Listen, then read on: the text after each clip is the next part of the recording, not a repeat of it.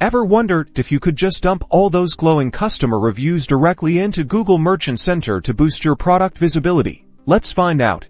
Alright, so you're in your Google Merchant Center, you've got your products listed, your shipping set up, everything's looking good. Oh Euro, now, where's that magic button to upload your amazing reviews?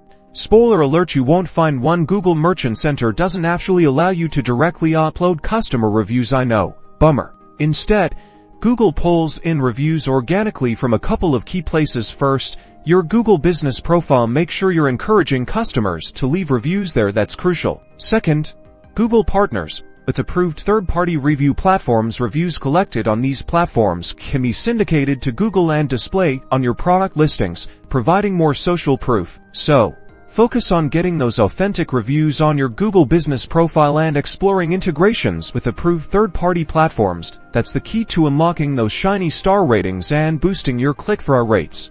Now you know, direct uploads are a no-go, but organic growth and smart partnerships are your friends. Good luck getting those 5-star reviews.